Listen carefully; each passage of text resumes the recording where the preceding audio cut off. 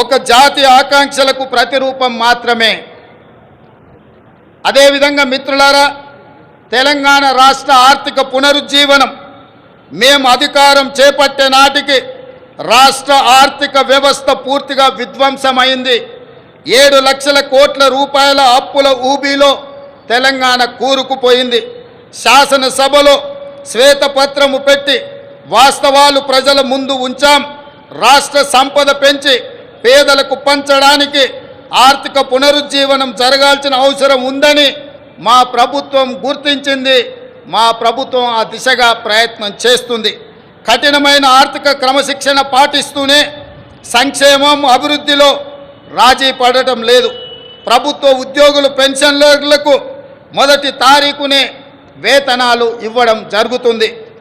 అదేవిధంగా మిత్రులారా, గ్రీన్ తెలంగాణ 2050 స్వల్పకాలిక ఆలోచనలు కాదు, దీర్ఘకాలిక ప్రణాళికలతో భవిష్యత్తుకు పునాదులు వేస్తున్నాం.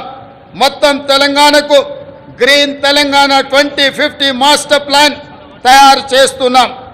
రాష్ట్రాన్ని 3 జోన్లుగా విభజిస్తున్నాం. హైదరాబాద్ ఔటర్ రింగ్ రోడ్డు పరిధిలో ఉన్న ప్రాంతాన్ని అర్బన్ తెలంగాణగా, ఔటర్ రింగ్ రోడ్డు నుంచి రీజనల్ రింగ్ రోడ్డు మధ్య ప్రాంతాన్ని సబర్బన్ తెలంగాణగా, రీజనల్ రింగ్ రోడ్డు నుండి తెలంగాణ సరిహద్దుల వరకు ఉన్నది గ్రామీణ తెలంగాణగా నిర్ధారించాం. ఈ 3 జోన్లలో ఎక్కడ ఎలాంటి అభివృద్ధి జరగాలి, ఎక్కడ ఏ రకమైన మౌలిక సదుపాయాల కల్పన జరగాలన్నది ఈ మెగా ప్రణాళికలో విస్పష్టంగా తొందరలోనే ప్రకటిస్తాం. హైదరాబాదు నగరానికి ఒకనాడు తలమానికం మూసీ నది.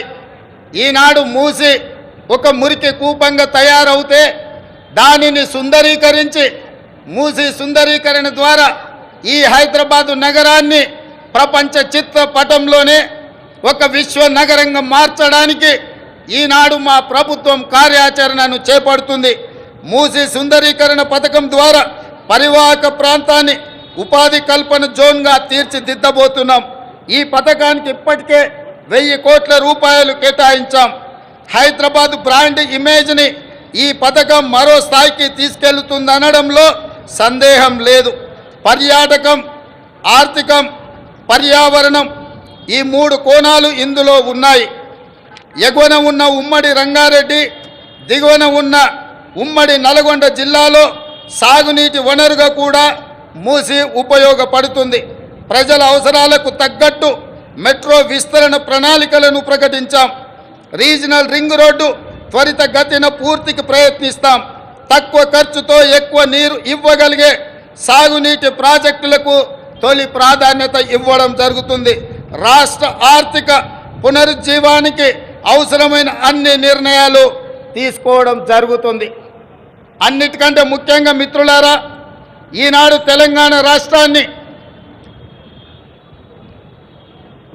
ముఖ్యంగా ఆనాడు ఉద్యమంలో ఉవ్వెత్తున పాల్గొన్న తెలంగాణ యువత ప్రభుత్వాల నిర్లక్ష్యం వల్ల ఈనాడు డ్రగ్స్ మహమ్మారి వైపు, గంజాయి వైపు మళ్ళీ ఈరోజు తెలంగాణ సమాజాన్ని నిర్వీర్యం చేసే కుట్ర జరుగుతుంది. అందుకే తెలంగాణలో డ్రగ్స్ అన్న మాట వినిపించడానికి వీలు లేదని మేము సంకల్పించాం. డ్రగ్స్, గంజాయి విషయంలో ప్రభుత్వం అత్యంత కఠినంగా వ్యవహరిస్తుంది. టీ-న్యాప్కి పూర్తి సహకారం, స్వేచ్ఛను ఇస్తున్నాం. అవసరమైన నిధులు ఇస్తున్నాం. డ్రగ్స్ విషయంలో ఎంతటి వారు ఉన్నా వదిలే సమస్య లేదు. ఈ విషయంలో వ్యక్తిగతంగా నేను చాలా పట్టుదలతో ఉన్నాను. మన భవిష్యత్తు, యువత భవిష్యత్తుకు సంబంధించిన ఈ అంశం. అందుకే ఉక్కు పాదంతో అణిచివేయాలని